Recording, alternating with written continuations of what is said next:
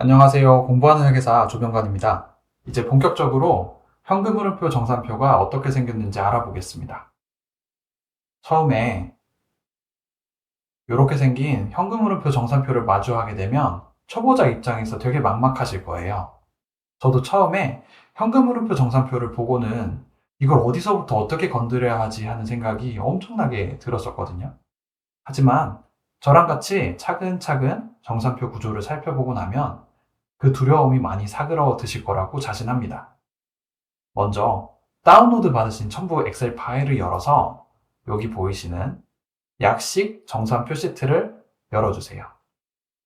제가 여기 이렇게 약식 정산표 자료를 포함시킨 이유는 간단합니다. 예전에 우리 수학 공부를 할 때도 보면 쉬운 예제를 먼저 공부하고 그 다음에 연습 문제로 넘어가잖아요. 그런 것처럼 우리도 이 약식 정산표로 전체적인 현금 흐름표 정산표 구조를 이해한 다음에 한번 실전으로 도입을 해보려고 합니다. 네, 그럼 본격적으로 정산표 구조를 뜯어보겠습니다. 제가 제공해드린 정산표를 전체적으로 보시면요. 크게 5가지 영역으로 구분된 걸 아실 수 있어요. 첫 번째, 재무상태표 영역. 두 번째, 영업활동 현금 흐름 영역. 세 번째, 투자활동 현금 흐름 영역. 네 번째, 재무활동 현금 흐름 영역. 다섯 번째, 비현금 거래 영역. 이렇게 총 5가지로 구성이 되어 있습니다. 제가 이 각각의 영역들을 색깔을 칠해놨어요. 이게 작성하기에 용이하기도 하고 알아보기 쉽게 하기 위해서 이렇게 색깔을 칠해놨으니까 이걸 사용하시는 분들 혹은 공부하실 때 많이 도움이 되실 거라고 생각합니다. 먼저 그럼 첫 번째 이 재무상태표 영역에 대해서 먼저 공부를 해보겠습니다. 질문 하나 드리겠습니다. 이 정산표에 왜 재무상태표 영역이 들어가 있을까요?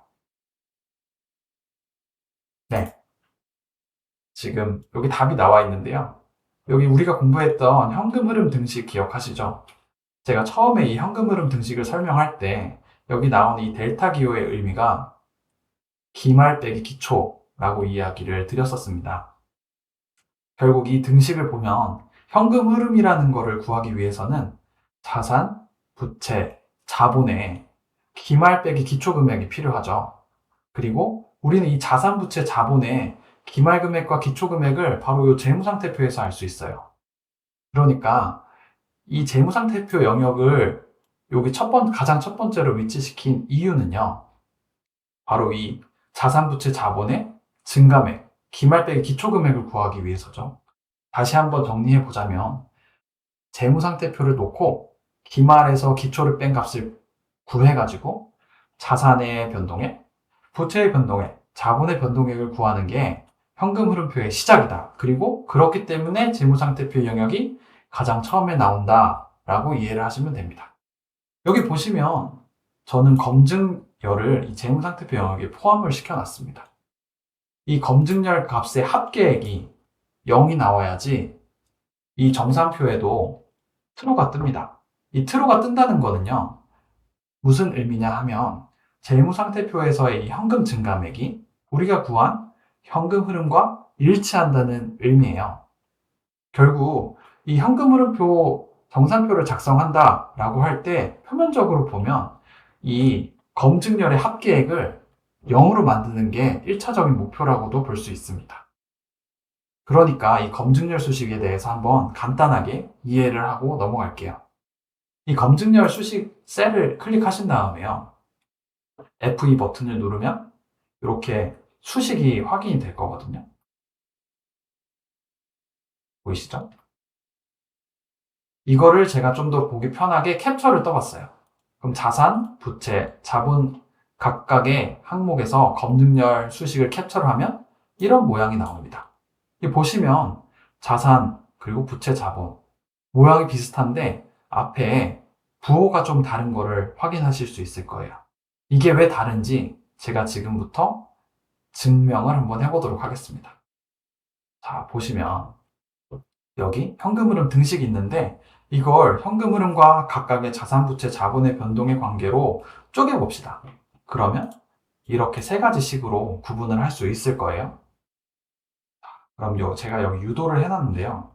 다시 한번 이 식을 구해 보겠습니다. 자, 첫 번째로 자산 입장에서요. 지금 현금 흐름은 자산과 반대 방향으로 움직이잖아요. 이 식에서 이 자산의 변동분을 왼쪽으로 옮겨 봅시다. 그러면 부호가 반대로 바뀔 거고요. 여기 자산의 변동액이 없어진 부분은 0이 뜰 거거든요. 그리고 제가 이 자산 부분에는 파란색을 칠할 거고요. 현금의 변동액에는 빨간색을 칠해볼게요. 그러면 짠 보시면 여기 수식하고 모양이 똑같다는 걸 직관적으로 아실 수 있을 겁니다. 마찬가지로 부채 파트는 이 부호가 다르겠죠? 왜냐면 부채는 현금하고 같은 방향이니까 이렇게 항을 넘기면 마이너스가 앞에 붙을 거잖아요. 짠. 그래서 이런 식으로 검증식이 되게 들어오게 되는 거고요. 4번은 부채랑 똑같겠죠. 네. 이렇게 검증식이 세팅이 되어 있다라고 이해를 하시면 돼요. 결국 이 현금 흐름 등식 자체가 현금 흐름표 정산표를 만든 원리니까 그 원리가 이 검증식에 적용이 되어 있다라고 이해를 해보시면 됩니다. 자, 그 다음으로 넘어가서요. 재무상태표 영역 다음 그 옆에는 이 영업활동 현금 흐름 이 영역이 있습니다.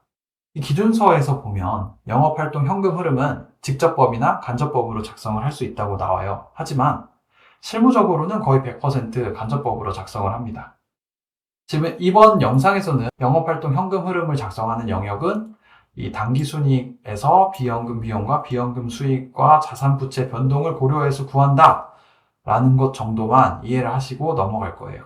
그리고 추가적으로 더 보자면 이 비현금 비용 부분은 플러스 양수로 입력을 하고 있고 이 비현금 수익은 마이너스로 입력을 하고 있구나. 그리고 자산부채 변동은 뭐 또 이렇게 돼 있구나. 그리고 이것을 다 합계를 내면 영업활동 현금 흐름이 계산이 되는구나 정도만 이해하고 넘어가자고요. 왜냐하면 이 간접법에 대한 설명은 다음 영상에서 진짜 자세하게 설명을 드릴 거거든요. 그거는 그럼 다음 영상에서 한번 알아보도록 하자고요. 그 다음으로 옆에 보면 3번과 4번 영역이 있는데 투자활동 현금 흐름 영역과 재무활동 현금 흐름 영역이 있습니다. 이 투자활동 현금 흐름과 재무활동 영역은 공통점이 있는데 바로 직접법으로 계산을 한다는 거죠. 그리고 여기 이 유입액에는 현금을 기준으로 작성을 하게 되어 있기 때문에 현금이 들어오는 거는 300 이렇게 양수로 들어가게 되어 있고요. 현금이 줄어드는 거는 음수로 작성을 하시면 돼요. 예를 들어서 지금 이 거래 같은 경우에는 유형자산이 처분되는 금액을 330이라고 적었는데요. 이걸 분계로 쪼개보면 이렇게 나올 거예요. 유형자산 장부금액 300이 없어지면서 현금 330을 받을 거고 처분이익이 30이 그만큼 생길 거거든요. 그럼 이게 이 현금흐름표 정산표에는 어떻게 반영을 되는지 한번 볼게요. 여기서 보면 처분이익 30은 이 영업활동 현금 흐름을 구할 때 이 마이너스로 해서 고려가 되었고요. 실제 처분해서 들어온 현금 330이 여기 들어온 걸 보실 수 있을 거예요. 좀 더 자세한 내용은 그 다음 영상에서 설명을 드릴 테니까 여기서는 이 정도까지만 보고 넘어가자고요. 재무활동 현금 흐름도 투자활동 현금이랑 동일합니다. 현금이 들어온다. 그러면 실제 들어온 현금액을 여기 양수로 적어주면 되고요. 현금이 나갔다. 그러면 그 거래와 관련해서 실제로 나간 현금 유출액을 여기 마이너스로 적어주시면 됩니다. 그리고 여기서 중요한 게 있는데요. 투자활동, 재무활동, 그리고 영업활동 현금 흐름. 기본적으로 현금 흐름은 총액으로 기재를 하는 게 원칙이에요. 근데 예외적으로 순액으로 입력해도 되는 상황을 기준서에서 정해놓은 게 있거든요.